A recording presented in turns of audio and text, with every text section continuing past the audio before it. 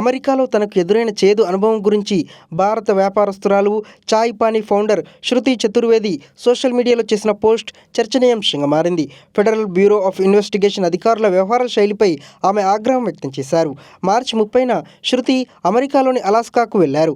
అక్కడ పలు ప్రాంతాలను సందర్శించి తిరుగు ప్రయాణమయ్యారు. అయితే అలాస్కాలోని యాంకరేజ్ ఎయిర్పోర్ట్లో తనిఖీలు చేస్తున్న సమయంలో హ్యాండ్ బ్యాగ్లో ఓ పవర్ బ్యాంక్ అనుమానాస్పదంగా కనిపించడంతో అధికారులు తనను అడ్డుకున్నట్లు ఆమె వివరించారు. విమానాశ్రయంలో 8 గంటల పాటు పోలీసులు మరియు FBI అధికారులు తనను నిర్బంధించినట్లు పేర్కొన్నారు. తనను ఒక పురుష అధికారి కెమెరా ముందు శారీరకంగా తనిఖీ చేశారని, వెచ్చదనం కోసం ధరించిన దుస్తుల్ని తొలగించమని చెప్పినట్లు తెలిపారు. దుస్తులు, మొబైల్ ఫోన్, వ్యాలెట్ను తొలగించి చల్లని గదిలో ఉంచారని, 8 గంటల పాటు రెస్ట్ రూమ్ కూడా వెళ్ళనివ్వలేదని, ఒక ఫోన్ కాల్ చేయడానికి కూడా అనుమతించలేదని ఆరోపించారు. ఈ నిర్బంధం వల్ల తాను ప్రయాణించాల్సిన విమానాన్ని మిస్ అయినట్లు పేర్కొన్నారు.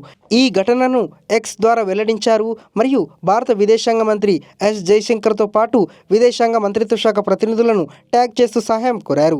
జీవితంలోని అత్యంత దారుణమైన 8 గంటలను అనుభవించినట్లు శృతి చెప్పారు. కాగా ఈ ఘటన భారతీయ ప్రయాణికులపై విదేశాల్లో జరిగే వివక్షపై చర్చను రేకెత్తించింది.